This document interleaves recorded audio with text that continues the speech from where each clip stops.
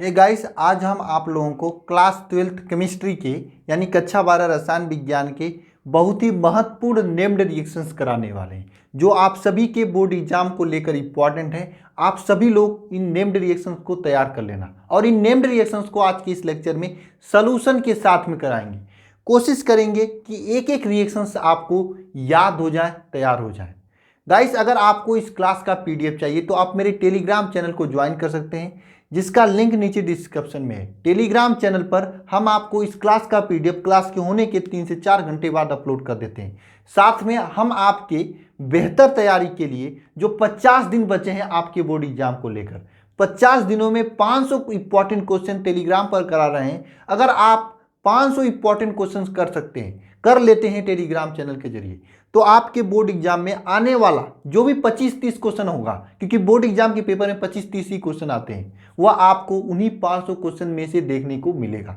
तो सभी लोग टेलीग्राम चैनल को ज्वाइन करके, या फिर इंस्टाग्राम चैनल पर भी हम दे रहे हैं, तो इंस्टाग्राम या टेलीग्राम चैनल को ज्वाइन करके उस सभी क्वेश्चंस को कर लेना, काफ़ी हेल्प करेंगे आपके बोर्ड एग्जाम में। अगर आप लोग नए स्टूडेंट हो तो आप सभी लोग चैनल को सब्सक्राइब कर लेना और चले जाना प्लेलिस्ट में आपके बोर्ड एग्जाम से रिलेटेड काफ़ी इंपॉर्टेंट वीडियोज लेक्चर्स पड़ी हुई हैं, सभी को देख लेना, आपके बोर्ड एग्जाम में काफ़ी हेल्प करेंगे। तो गाइस, चलिए आज का ये लेक्चर शुरू करते हैं। आज के जो ये नेम्ड रिएक्शंस हैं, ये सभी के सभी कार्बोक्सिलिक अम्ल के हैं और हम आपको कार्बोक्सिलिक अम्ल के जितने भी रिएक्शंस हैं, चाहे आपके कैसे प्राप्त करोगे वाला हो गया, या जो भरने वाला रिएक्शंस होता है वह वाला, या फिर क्या होता है जब, या बनाने की विधि, सभी के सभी इंपॉर्टेंट रिएक्शंस हम आपको कराए हैं। सभी के सभी एक ही साथ इंपॉर्टेंट रिएक्शंस दिए हैं, जिसका लिंक नीचे डिस्क्रिप्शन में है, जाकर आप सभी लोग देख लेना और तैयार कर लेना, आपके बोर्ड एग्जाम में काफ़ी हेल्प करेंगे। तो गाइस, चलिए शुरू करते हैं आज का ये लेक्चर। सबसे पहला इंपॉर्टेंट रिएक्शंस है और एक एक रिएक्शंस को हम आज याद कराते हुए चलेंगे आपको। स्मिट अपक्रिया, कार्बोक्सिलिक अम्ल का मोस्ट इंपॉर्टेंट रिएक्शन स्मिट अपक्रिया। ये समझ लीजिए 5 स्टार क्वेश्चन है, क्योंकि काफ़ी बार बोर्ड एग्जाम में पूछा गया है और आप सभी लोगों को तैयार कर लेना चाहिए। जितने भी स्टूडेंट को स्मिट अपक्रिया आ रहा है तो इसमें प्रोडक्ट क्या बनता है जरूर कमेंट बॉक्स में कमेंट करें, इससे आपका अच्छा प्रैक्टिस होगा। देखिए, स्मिट अपक्रिया में क्या होता है, इसमें कार्बोक्सिलिक अम्ल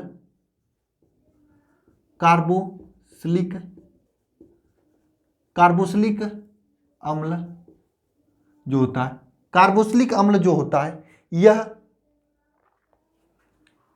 सांद्र H2SO4। सर, ये H2SO4 क्या होता है? अम्ल होता है, यह भी एक अम्ल है। यह H2SO4 भी बहुत ही खतरनाक अम्ल होता है। अगर आपके चेहरे पर फेंक दिया जाएगा ना, तो चेहरे की पूरी खूबसूरती चंद सेकेंडों में चली जाएगी। ठीक है, इतना खतरनाक सांद्र H2SO4 अम्ल होता है। तो सांद्र H2SO4 कार्बोक्सिलिक अम्ल सांद्र H2SO4 की उपस्थिति में, उपस्थिति में सांद्र H2SO4 की उपस्थिति में हाइड्रोजोइक अम्ल N3H, इसे कहते हैं हाइड्रोजोइक अम्ल। देखो, हाइड्रोजोइक अम्ल जो होता है, समझ लीजिए ये NH3, हाँ वही अमोनिया का विपरीत होता है। इसमें यह 3 को उठाकर यहाँ पे कर देंगे तो N3H बन जाएगा, तो इसे कहते हैं हाइड्रोजोइक अम्ल।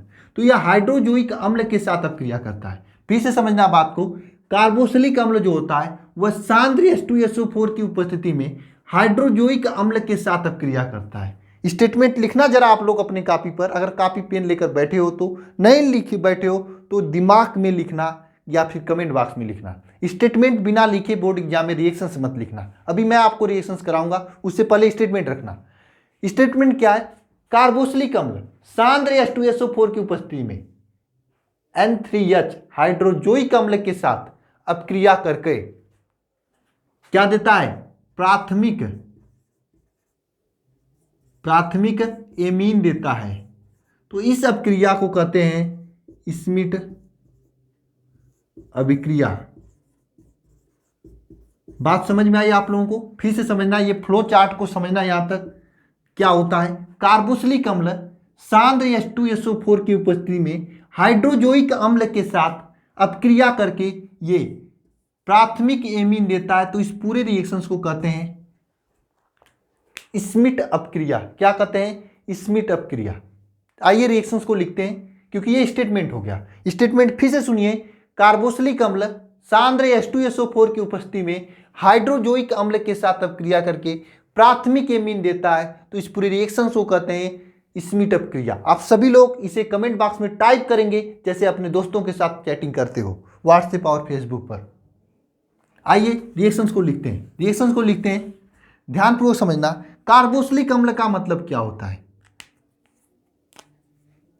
CH3COOH, ये आपका कार्बोक्सिलिक अम्ल हो गया। सर यही कार्बोक्सिलिक अम्ल है? हाँ यही कार्बोक्सिलिक अम्ल है, जिसको कहते हैं एस्टिक अम्ल। एस्टिक अम्ल, इसे कहते हैं एस्टिक अम्ल। यह एस्टिक अम्ल आपका हाइड्रोजोइक अम्ल N3H, किसके साथ? हाइड्रोजोइक अम्ल N3H। बात समझना जरा। अमोनिया को कहते हैं NH3, तो हाइड्रोजोइक अम्ल को क्या कहते हैं? N3H। बात समझ में आई आपको? अमोनिया का जस्ट उल्टा होता है, ये 3 उठाकर यहाँ पे करोगे तो हाइड्रोजोइक अम्ल बन जाएगा। तो यह एस्टिक अम्ल है, यह हाइड्रोजोइक अम्ल है। इसके साथ अब क्रिया करता है, लेकिन किसकी उपस्थिति में यह क्रिया होती है? बाबा जी कौन होते हैं इन दोनों की क्रिया में? इन दोनों की जब क्रिया होती है इसमें किसकी उपस्थिति में होती है? जैसे शादी विवाह होती है तो किसी न किसी की उपस्थिति में होती है ना, पंडित जी की उपस्थिति में होती है। अलग अलग धर्म के लोग होते हैं, ठीक है। उसी प्रकार से ये किसके उपस्थिति में क्रिया होती है? बाबा जी कौन होते हैं यहाँ पे? सांद्र H2SO4, जिसे सांद्र H2SO4 कहते हैं। मैं आपको बता दूं, कॉम्पिटिटिव एग्जाम में भी क्वेश्चन पूछता है कि स्मिट अपक्रिया किसकी उपस्थिति में होती है? तो सांद्र H2SO4 की उपस्थिति में होती है। ये सांद्र H2SO4 के साथ उपस्थिति में अपक्रिया करके ये देता है आपका प्राथमिक एमीन। प्राथमिक एमीन में CH3NH2 ये होता है प्राथमिक एमीन।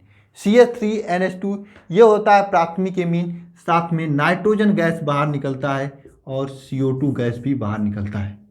ये जो CO2 गैस है ये बाहर निकल जाता है। यहाँ पे देखना 3 नाइट्रोजन है, जबकि यहाँ पर एक ही नाइट्रोजन का यूज हुआ है, तो 2 नाइट्रोजन गैस भी बाहर निकलता है। इसे कहते हैं आपका प्राथमिक एमीन। प्राथमिक एमीन, ठीक है। तो ये पूरी की पूरी रिएक्शंस कराती है स्मिट अपक्रिया। बहुत ही महत्वपूर्ण रिएक्शंस है, आपके बोर्ड एग्जाम को लेकर नोट कर लीजिएगा आप लोग। चलिए नेक्स्ट रिएक्शन की ओर चलते हैं। नेक्स्ट रिएक्शन कौन सा है जो कि इंपॉर्टेंट रिएक्शंस है, और ये भी कार्बोक्सिलिक अम्ल का ही नेम्ड रिएक्शंस है।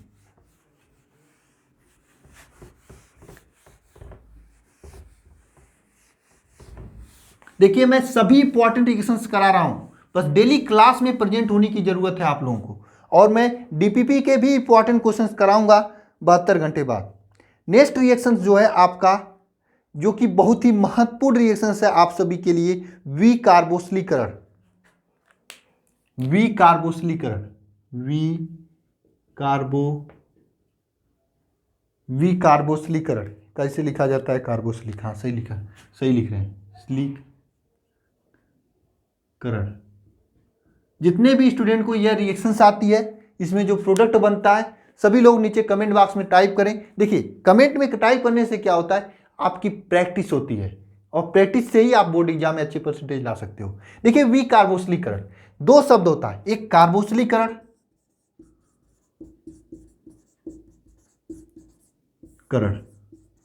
और यहां पर आपका विकार्बोक्सिलीकरण।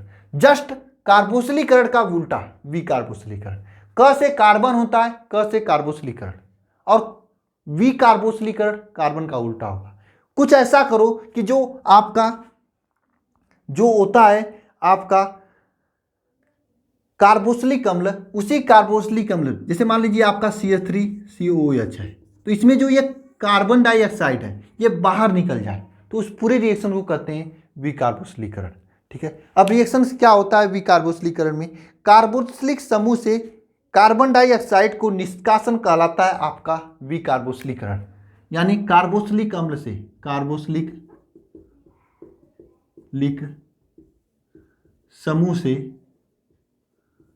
समूह से CO2 का निष्कासन, निष्कासन क्या कहलाता है? विकार्बोक्सिलीकरण कहलाता है।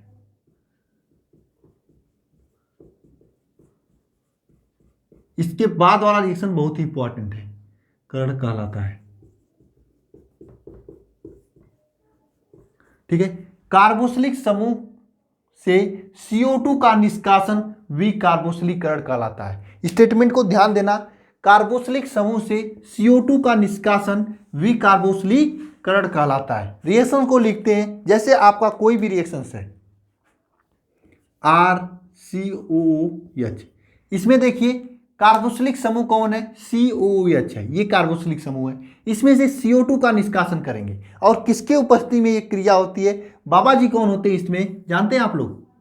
NaOH, और इसे लाइम भी कहा जाता है। CO की उपस्थिति में ये क्रिया होती है और यहाँ से ये CO2 बाहर निकल जाता है और RH बनता है, साथ में CO2 बाहर निकल जाता है। इसका एग्जाम्पल लिखना चाहते हैं आप लोग तो लिख लीजिएगा CH3COH। ठीक है, और यहाँ पर देखना आप लोग NaOH और CaO की उपस्थिति में एक क्रिया होती है। यहाँ से ये CO2 बाहर निकल जाता है तो यहाँ पर CH3 और एक H प्लस CO2 बाहर निकलेगा। अब ये देखना एथिन बन गया। तो कभी कभी बोर्ड एग्जाम में ऐसे भी पूछ लिया जाता है, कैसे प्राप्त करोगे, कैसे प्राप्त करोगे एसिटिक अम्ल से मेथेन। ठीक है, CH3 मतलब CH4, ठीक है, CH4, ठीक है, एल्केन भी लिख सकते हो या मेथेन भी, कुछ भी लिख सकते हो। तो आप बात समझ में आई, तो विकार्बोक्सिलीकरण आप करा दीजिएगा। लास्ट रिएक्शन जो मैं आपको बताने वाला हूं, एस्टरीकरण। एस्टरीकरण क्या? एस्टरीकरण, एस्टरीकरण हेडिंग कर लीजिएगा, एस्टरीकरण। सर ये एस्टरीकरण क्या होता है? जैसे अम्ल और क्षार आपस में मिलकर लवण तथा जल बनाते हैं, उसी प्रकार से एल्कोहल तथा कार्बोक्सिलिक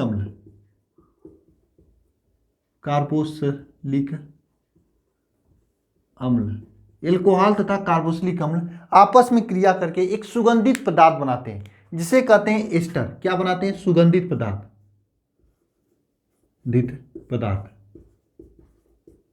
एक सुगंधित पदार्थ बनाते हैं जिसे कहते हैं एस्टर, और ये रिएक्शन कहलाती है एस्टरीकरण। और ये रिएक्शन कभी कभी भरने के रूप में पूछ लिया जाता है, फिलिंग द गैप्स के रूप में। उसको भी मैं बताऊंगा कि कैसे पूछा है आपके बोर्ड एग्जाम में। पहले रिएक्शन को समझिए।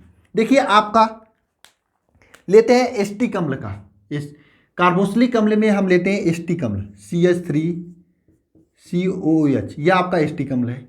यह आप क्रिया करेगा आपका एथिल एल्कोहल के साथ C2H5OH के साथ। तो अब क्रिया में क्या देता है, इसको जानने से पहले ये रिएक्शंस कैसे होता है इसको देखिए। देखिए यहाँ पे ध्यानपूर्वक आप लोग, CH3C डबल बॉन्ड OH, इसे लिख सकते हैं ऐसे, और यहाँ पर इसे इस प्रकार से भी लिख सकते हैं OH C2H5, ऐसे लिख सकते हैं। तो यहाँ पर होता क्या है, इसका यह OH और इसका H यह आपस में क्रिया करेगा और बाहर निकल जाएगा H2O निकाल देता है। तो साथ में बचता क्या है यहाँ पर, जिसे आप लोग एस्टर कहते हैं, CH3C डबल बॉन्ड OC2H5, यह आपका एस्टर है, यह आपका एस्टर है। मैं आपको एक क्वेश्चन दे रहा हूँ जो कि हम आपको इम्पॉर्टेंट क्वेश्चन में भी दिया था और काफ़ी स्टूडेंट इस पर डाउट थे कि कैसे इसको पूरा करोगे। क्वेश्चन क्या है ध्यानपूर्वक समझना और इसका आंसर आप लोग कमेंट बॉक्स में कमेंट करना, और कर लोगे अगर आप लोग इस बात को समझे होगे। तो यहाँ पर H2O निकालना कैसे जाता है, क्वेश्चन क्या है देखना। यहाँ पर COOH, सबसे पहले तो आप इसका नाम कमेंट बॉक्स में कमेंट करिए, ठीक है। इसकी क्रिया जब 2 C2H5OH के साथ कराई जाती है तो क्या देता है प्रोडक्ट, यह आपको कमेंट बॉक्स में कमेंट करके बताना है। तो आज की ये 3 महत्वपूर्ण रिएक्शंस कितने स्टूडेंट को पहले से आ रहा था कमेंट बॉक्स में कमेंट करेंगे, और कितने स्टूडेंट को ये तीनों के तीनों रिएक्शंस आज याद हो चुके हैं वो भी कमेंट करेंगे। और आगे हम कौन से इंपॉर्टेंट रिएक्शंस कराएंगे कल के वीडियो में पता चलेगा आपको। बहुत ही महत्वपूर्ण रिएक्शंस कराएंगे जो आपके बोर्ड एग्जाम को लेकर इंपॉर्टेंट है। मिलते हैं नेक्स्ट वीडियो में। सभी लोग डीपीपी के क्वेश्चन डेली के डेली लगाते रहो, आपके एग्जाम में काफ़ी हेल्प करेंगे।